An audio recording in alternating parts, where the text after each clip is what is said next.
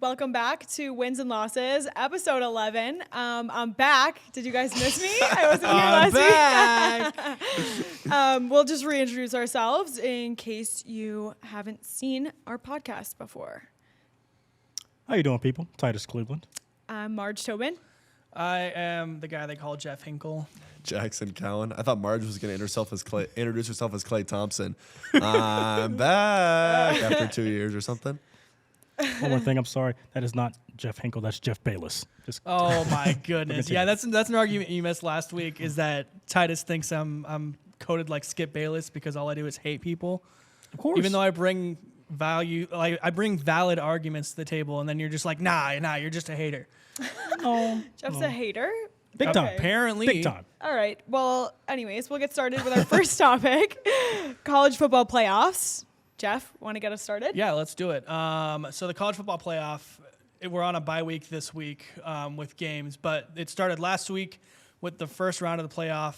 Group of 5 teams, we need to talk about them real quick. I don't think they deserve to be in the playoff. If they didn't, if they don't deserve it, they shouldn't be in. Because here's my argument. You look back at last year when they first got in, Boise State absolutely annihilated by Penn State.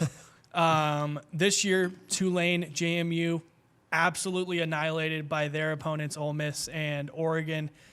It's the group of 5 talent compared to the Big Four talent just isn't on the same level. And it's really, really apparent when you're putting them up against each other in a bowl game. And I think it does more harm for the group of 5 than it does give them a little bit more standing. And yes, like once in a while it might happen where they end up beating them, but on a playoff level, big time stage, I don't think these group of 5 teams should be in. Yeah, I mean, I tend to agree. It kind of happened with Cincinnati too, right? A few years before they went to the 12-team playoff and we saw Cincinnati get blown out. So I think it's just tough. I like the 5 conference winners get in, though, because I think it helps give some variety.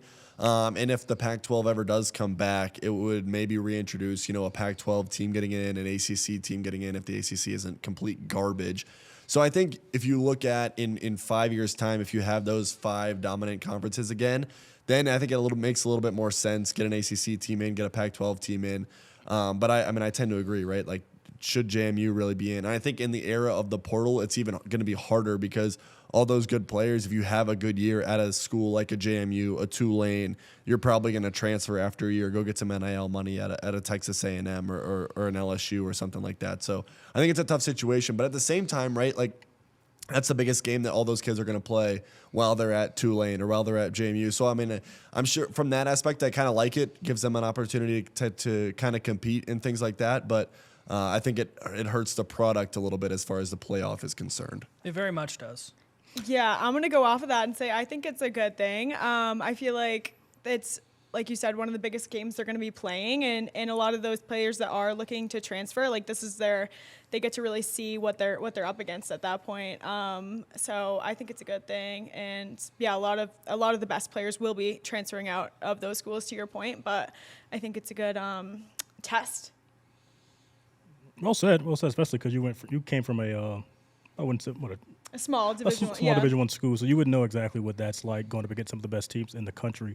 But I kind of agree with Jeff and Jackson, just because it's like you are taking opportunities from teams that actually deserve it. Notre Dame, Vanderbilt, you can go on and on. But I was watching this podcast. Nick Saban was on it. He was like, "Would you give a AAA team the opportunity to go play in the Major League Baseball playoffs?" No, because even though they did well in their respective division, it's a whole other ball game when you get to the top. And it's the same thing with the college football playoffs. So I think it does hurt the sport in that first round, because no one's really going to tune in to watch those games because we already know what the outcome's going to be. And on top of that, it like I said, it just limits opportunities for guys like Notre Dame and other schools to really show that they could go far. Because, in the regular season, you might face a Tulane, and they may get one out of you. They may get a win. But how well are you preparing for that game? How serious are those players actually taking a Tulane for that week 4, week 5 week, rather than you come into the first round of the playoffs? I've been preparing all week long for this team. You're not really going to have a shot. So, yeah. But then that's where they kind of do get their chance sometimes. like at the beginning of the game, if the other team isn't prepared, sometimes they'll like come out kind of strong and it'll be like, oh, like an interesting watch just to see like this team is kind of doing good for the first half or whatever. Like I know my brother was watching one of those games just because he thought it was going to be interesting, just to like see what the score was and like, oh, they actually aren't doing that bad right now. Like we'll flip back to it in a little, see how it's going. But yeah, I don't know. I think some people do find that entertaining. I mean, I live my life by the 21-point rule, right? Like if a team goes down by 21 points, I'm like, okay, this isn't a game anymore. Click next channel, whatever we're watching. JMU and Oregon for the entire first half of that game was not competitive. I was not intrigued by that game at all. So I wouldn't have even like thought that JMU even had a chance to come back, like everybody said they had. Which they really didn't if you look in the grand scheme of things. But going off of what Titus was saying with like strength of schedule, that's one of the reasons why Notre Dame isn't in the college football playoff this year. So if you're going to hold Notre Dame to their strength of schedule not being a reason why they're not in the college football playoff, why does a group of 5 team that goes up against Eastern Carolina and Charlotte University? Whoa. We're not going to stand for this Charlotte ECU slander. Like, come on. Those are great football programs. But Gosh. Eastern Carolina is more of a baseball team. Shout out Trey Savage. But the teams that get into the college football playoff from these group of 5 schools are going up against like not the top level talent that every other team in the college football playoff is going up against. So inevitably, they're going to get punched in the mouth, and then it's going to be a boring game for the rest of the game. And that's exactly what it was last weekend. I just think it's got to change. I just think it's got to be based off of the top 12 teams. If you're sticking with a 12-team playoff, that's fine. Top 12 teams in the country make it in, regardless of your conference, regardless of anything else other than wins, and if you have an impressive resume behind you. Question, Jeff. I just want to ask one question. So Yes. out of those 3 teams, JMU, Tulane, and I'll throw Notre Dame in there because basically what you said, their strength of schedule. If you had to pick one of those 3 teams, who do you feel more confident giving Oregon, Ole Miss a fight? Like Notre Dame. Oh, yeah, okay, that's all I wanted to say. Yeah, Okay. 1,000%. But the argument for having these group of 5 schools in the college football playoff is they're never going to get a chance to make it in the playoff anyways because of all of these Big 10, Big 12 schools.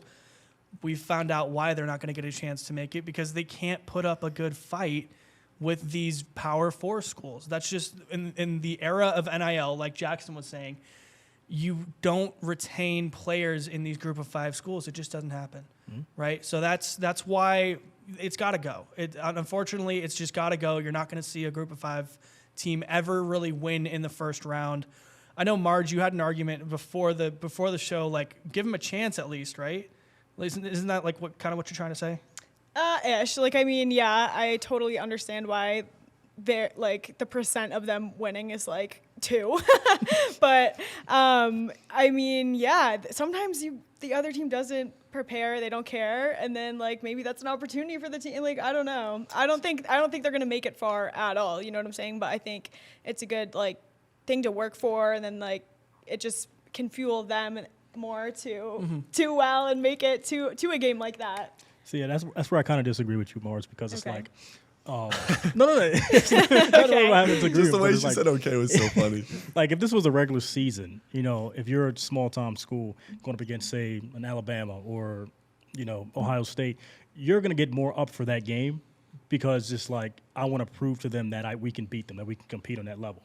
Whereas Ohio State or Alabama, they're going to take it serious, but they may go out and party, the night before. They will.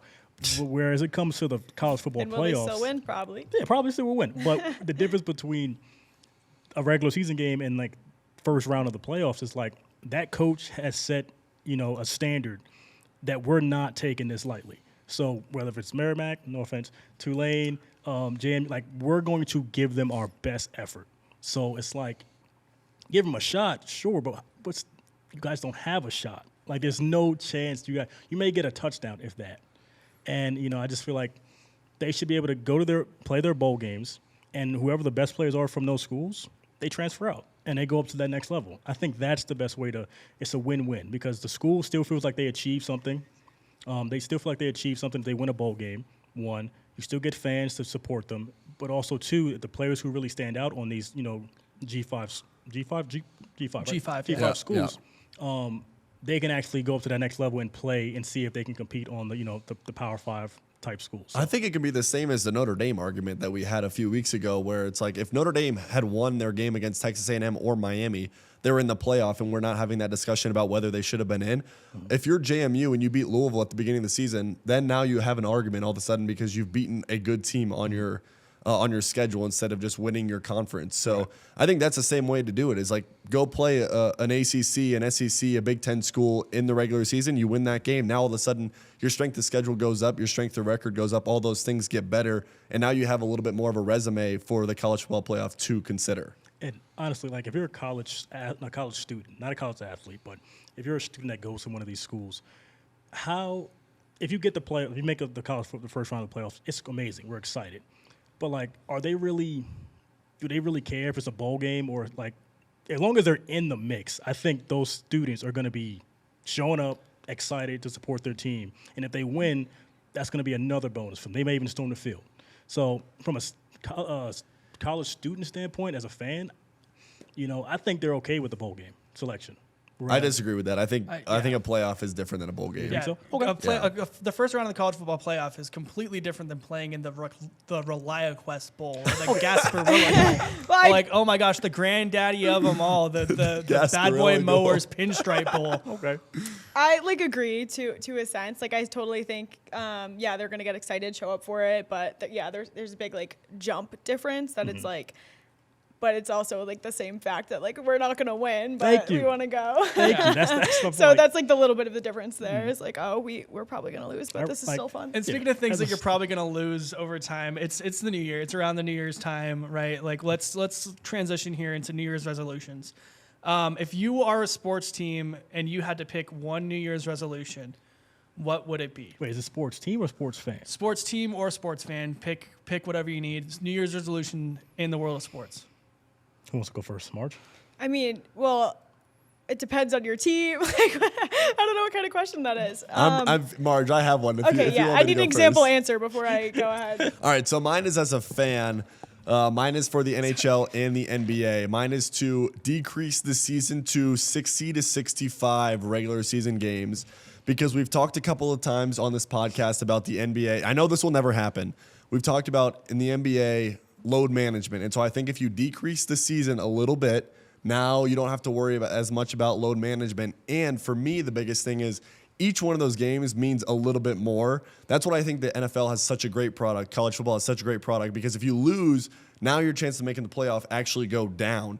You lose a game in Major League Baseball, the NHL, the NBA, it doesn't matter all that much. So I think you decrease the sample size just a little bit, make those games that much more important. That's what I want to see. As a fan, I just think it makes those games each mean a little bit more. And I would also even go a step further in saying don't play on Sundays, because people watch the NFL on Sundays. Sports fans just watch the NFL Sundays. So for the first half of the year, just play during the week, play on an occasional Saturday. And then it also helps the NHL. Like this year, they have an Olympic break, so it would help them kind of spread the schedule out a little bit more. I think it'll just put a better product on the ice with injuries, load management in both sports. And so I think that can create a little better product for everybody involved. I know it's not going to happen because you lose ticket sales and things like that from the league's perspective, but as a fan, I would love to see that. Yeah, I mean, my New Year's resolution goes out to the Colorado Rockies. The Colorado Rockies. Spend some money. Do something in free agency. Do something. It's like that meme with the stick guy that's like, hey, do something. Everybody else in the MLB is spending money in free agency. You aren't. And there's a reason why you are in the cellar of the MLB rankings, because you don't spend money on your team. You don't invest in it. You don't invest in getting good prospects. You need to spend money in order to be good. My second one is going off of that. MLB fans, stop complaining about teams that spend money. That's the era of baseball that we're in. We've been in that since the 90s with the Yankees, and it's going to keep getting worse regardless of what you say. We're still going to be playing baseball in 2027. I know a lot of people are mad because the Dodgers have won back-to-back World Series because the Dodgers have spent so much money on their rosters. Boo-hoo. They spend money, they win, they get the best players because they spend the most money. Stop complaining about it. That's my resolution. Okay. Wait, so I can just pick a team and make a resolution for them? Oh, If you want. Okay. My resolution would be for the Celtics to stay positive, okay? But it was just going to They be for just Jason Tatum to just heal himself Yes, magically. they need to keep their attitudes up because they're doing great and next year will be their year. No. That's all. Oh, that's all? That's oh, all. okay. Congrats on Jaylen Brown for getting a hair transplant, by the way. Everyone's doing it. Hey, They're in the playoffs right now. they're still in the playoffs. They're in the They're making a good playoffs. run. But I'm gonna stay with basketball for two different ones. One of my resolutions is to see the New York Knicks go to the NBA Finals. You don't got to win, just get there, please. Been a very long time, 50 plus years. Let's just get there. Dream on. Oh, sorry. Why you gotta hurt me, man? Why you gotta hurt me? Yeah, but obviously the Knicks going to the finals. We haven't been there in a long time. And secondly, I'm going to piggyback off of what Jackson said. Not as far as the games being played, the amount of games being played, but more so about the product that we're seeing. I'm sick and tired of seeing 20-point blowouts by halftime, and we need to establish some sort of physicality back on the defensive side of the ball. We need to bring that balance back to where the defensive players can have some sort of aggressiveness towards these offensive players, because offense has really just shifted the game so much that you got guys scoring 40, 50, 60 points a night, and it's like, dude, I didn't come to watch that every Monday, every Wednesday. And how I want to have that fixed, I don't know, it never happened. Either one, let's bring back, 90s style basketball where the physicality amps up a little bit more. Or I was telling Jeff this a couple of weeks ago, once a team gets up 20 points, if you're up by 20, you get no more calls. You get no more whistles unless it's like an egregious, flagrant foul type 2 type call. We're playing tackle basketball. I'm not saying none of that, but like all these like Shea Gilgeous-Alexander type fouls where he pushes off or creates contact and tries, we're not giving you that no more. And until that score goes back down to like 5, then we'll start giving you calls. But I think the blowouts in the NBA, the National Blowout Association, that's what I call it, it's becoming a problem. Like that Christmas game I saw with Nikola Jokic and Anthony Edwards, that was probably the best games I've seen because it stayed close. You had two competitors that was going back and forth for winning the overtime. That's what I want to see on a Wednesday night. Not a 30-point blowout where the team has to come back and and get the win. So that's my New Year's resolution for sports. But obviously, I want the Knicks to win a championship. How do you feel about what if they just got rid of the 3-point line? No. I Back think to 70s basketball. I think the 3-point line is definitely crucial. It's how a lot of teams make their identity by shooting the three. I don't mind that. It's the amount of calls that are given. And the fact that you really can't be aggressive towards these offensive players. One of our producers just said Shea Gilgeous-Alexander. Yeah, he's one of those guys that is kind of ruining the sport for a lot of fans out there. But yeah, give defensive players more leeway to defend. Give Dylan Brooks more abilities to be more physical. Marcus Smart, guys like that can really make an impact on the defensive side of the ball. Because if you get that, then I think you're going to get a totally different product in the NBA. But, pretty good resolutions, guys. Yeah. That was actually one that came up to me when I was thinking of mine. Was like, what if we just decrease the number of fouls, like a game? And obviously it comes from officiating and the way the game's officiated and stuff. But I was trying to think back to when was the last time a rule was put in place? I guess maybe moving the 3-point arc back. But when was the last time the NBA made a rule that made offense more difficult? Because I feel like so many of the rules you have a gather step and just all these rules, it feels like make offense so much easier. And it makes the product great because when you have a game like you had the other night between the Nuggets and the Timberwolves, it's amazing to watch. You have Anthony Edwards, you have Nikola Jokic, two of probably the top 5, top 10 players in the NBA going back and forth, hitting shot for shot. It's electric. But the thing is, they weren't Jokic a little bit, but they weren't just going to the free throw line, making 2 shots. It was like Anthony Edwards hit a ridiculous corner 3 to tie the game. So I want to see a little bit more of that. And I just wonder, is there a way we can make it so that, defenses can work a little bit more and it's a little bit harder to play offense because I feel like all these rules have made the game so much more offensive. I almost feel like the pendulum needs to swing back just a hair. 100%. So let's talk about some lacrosse because we got 2 lacrosse players on either side of me. Calling me a lacrosse player next to Marge is very much a stretch. Listen, Denver sports, we've talked about Denver sports all of this entire time being elite. The Denver Outlaws also doing really well. Do we want to start that conversation?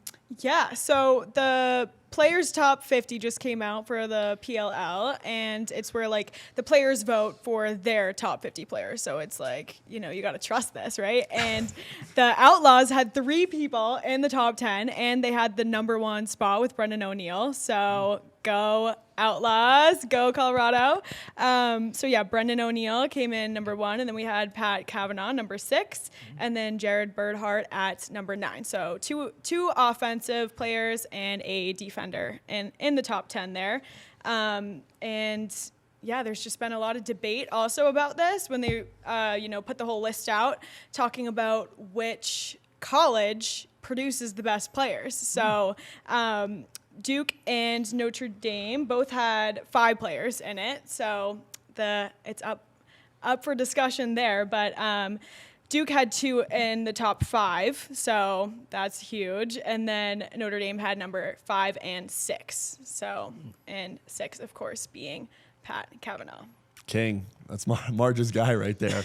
Also, Denver had 6 in the top 20. Only one other team, the New York Outlaws. The New York Atlas were the only other team to have 6 in the top 20. Those were the 2 teams in the championship. So if you're going to be a lacrosse fan, those are the 2 teams to watch. Got to shout out some of the defensive guys though. Logan McNaney, Denver's goalie, he was in the top 20. JT Giles Harris, a defender, he was in the top 20 as well. And then Ryan Tarafanko. So a little bit of everything. The top 10 was pretty much mostly offensive guys. There's maybe a goalie in there. I'm trying to think if there was any close defenders, but so just got to shout out the D a little bit. But yeah, it's number 5 we had Liam. Liam Entman. Yeah, you're right. There's a goalie that counts for something. But I mean, the league is very offensive, kind of like the NBA. Titus, if you want to see defense, watch college lacrosse because you're going to see a lot better defense than you will in the PLL. I can tell you that for free. But rolling around in May, June. When does it start? Early June.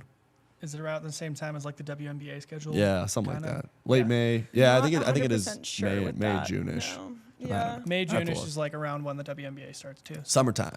But do we want to get into wins and losses on the week? Titus, you want to start us out? Yeah. Why are you gonna put me on the spot, man? 'Cause I have 2 wins. I'll give one, obviously, the Denver Broncos clinching the AFC West, something that has been done in 10 years since, Peyton Manning was on that team. You know what happened when that took place. But, yeah, this team, it wasn't pretty. It wasn't a lot of, blowouts that took place, but it was a lot of wins, especially 11-game win streak. So, you just got to give props to, first, the defense, who been on their A game from start to finish. But then, you got to give a lot of props to Sean Payton, not just for leading these guys, but for selecting a solid quarterback in Bo Nix in the 2024 draft, where he traded up to go get this guy. At the time, a lot of people were giving him flack for it, but obviously you see he knew what he saw in Bo Nix from Oregon, and, he's doing really well right now. I think I just gave out the stats on the show, 7,500 passing yards, 20 wins in his career. 50 touchdowns, that's pretty good. And when you stack him up against other second-year sophomore quarterbacks in the league right now, so he's definitely shining. I hope he continues to grow and become this great, quarterback for the Broncos. Hopefully, he's there for his entire career. But as well, another Denver guy, Nikola Jokic, man. He's literally. I'm sorry, Jeff. We talked about it a little bit in the office. He's making a case for top 10 all time. And I know your issue is the rings. We can get into that. We can get into that next time. We don't got time on this episode. We can get into that next time. Nicole is definitely that guy, man. Yeah, we got time. I mean, we got time. We'll swing back to it. Yeah. But yeah, those are my 2 winners. My loss, I can't really think of one right now. Come back to me, and I'll definitely give you guys one. Okay. My win is the Patriots. Big win today against New York. When are they not my win? But It was against the Jets. okay. It's the Jets. Yeah. I could single-handedly probably beat the Jets by myself. But no, I could the Patriots though. Okay, but they're my win. Okay. Okay. And my loss is the Lions because they lost on Christmas and they got eliminated, and that's just really sad to me. I feel really bad for them. The Christmas dreams came crashing Kind of down. showed you the importance of Ben Johnson. Worst and how he Christmas was on that team. Yeah. ever. And For speaking them. of Ben Johnson, my win is first-year head coaches in the NFL. Both Ben Johnson and Liam Cohen are going to the playoffs in their first season with their teams. The Jacksonville Jaguars were one of the worst teams in the NFL last year, and Liam Cohen has turned that entirely around. They might be the number 1 seed in the AFC by the time this whole thing is wrapped up. And also, shout out to Ben Johnson. I'll give him his flowers, whatever, in Chicago over there doing his thing with the Bears. That's big of you. That is big of you. Yeah, he's making Caleb Williams look like an actual NFL player because all of his other coaches couldn't do it, and that's become my new nickname for Caleb Williams. Is he's a Ben Johnson merchant. So that is my win. My loser of the week is people that didn't watch the Pop-Tarts Bowl. If you didn't watch the Pop-Tarts Bowl, you don't know what fun is, right? The Pop-Tarts Bowl. Basically, the end of the game is ritualistic sacrifice of a Pop-Tart that they do like a huge like really really big Pop-Tart. Like I'm like it's the biggest life-size Pop-Tart I've ever seen. But they have like 6 live mascots that run around, and then at the end one of them gets sacrificed into a toaster. It's great. Plus it's football, so. It's another great. They eat the Pop-Tart at the end, like the giant Pop-Tart. But yeah, those are for those sickos out there that love watching random obscure bowl games. That one's not that crazy though. No, that was not it's that the granddaddy crazy. of them all, the Pop-Tarts Bowl. 2 ranked teams, BYU, Yeah. Georgia Tech. Sure. My win is just football. It's not as much about the Pop-Tarts Bowl as about next week. 4 college football playoff games. We have 2 games that are going to decide division winners in the NFL, maybe 3, depending on what happens tonight in the NFC West with the 49ers. So, that could be interesting. Hopefully the Panthers win, and then the Steelers. Wow, that's my loser because holy cow, you couldn't score 14 points against the Browns. That's an DK elite Metcalf gets suspended, and then all of a sudden the offense just comes crashing down. And there's a part of me, and I hate to say this, there's a part of me that kind of wants them to lose next week because then hopefully Mike Tomlin will get fired because they will miss the playoffs. They haven't won a playoff game since I think 2016. It's been a while, and it's just rough times in Pittsburgh. But there's also the part of me that, as a fan, I want them to go to the playoffs and hopefully actually win a playoff game because it's been a while. You think Mike Tomlin's going to get fired after his first losing season in however long he's been the coach there? They won't have a losing season. That's the worst part. But I hope he gets. I hope he does. Like it's okay. That's Defensive coach in an offensive league. Unfortunately, just do we have a little bit of time? Do we want to get back to the Nikola Jokic versus the rest of the league talk? Man, we could. How much time do we have, producer? Because we have 2:40. I think that's not enough time for me and Jeff to go back and forth. No, Marge, you missed it last week. Yeah, it was. If you didn't watch last week's episode, me and Titus. Would I have been hiding? Yes, Probably. Yeah. Kyle was You just would sitting have there been like, what are we talking about? What are we doing? I would have just backed up. That's what Kyle did. Kyle actually just scooted his chair back. Okay. He's like, I'm gonna let them talk. But since we do have 2 minutes left to go, let's just go around the table real quick and just give our greatest sports, performance, anything that you can think of from this past year, because we are going into a new year. Jackson, you can start it off. Oh gosh! It doesn't. From It the could be year. anything. It could be Put it on the anything. spot. Oh, jeez. I would say the Panthers going back to back, winning the cup again to beat the Oilers the way that they did. They came back from being down in the second round against the Leafs, so I'm gonna have to go with the Florida Panthers. I would also go with the back-to-back, the LA Dodgers winning back-to-back World Series. That's my greatest sports moment. I'll go next. That's a good one. That's a good question. If I had to pick anyone, I'd probably go with. Screw it. I'm going to go with Shedeur Sanders, man. Going through everything that he went through in the NFL draft. This is a joke. This is a joke. This is is an a actual joke. Staying persistent, blocking out all the haters.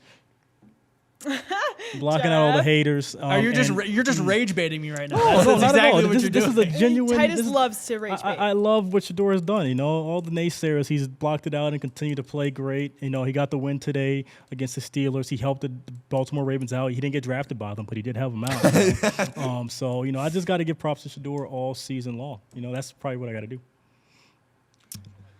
Yep. Yeah, I guess I could talk about Drake May. Twist my He's arm. just loving life. He's great. We're so happy to have him. But also from the past year, so like last lacrosse season in 2025, I would like to talk about the Humphrey sisters at UNC. They were just amazing to watch. You had all three of them on the same team at once. I think one of them had to have been like a 6-year, and then we also had like Chloe as a freshman, and that was awesome. That's lit.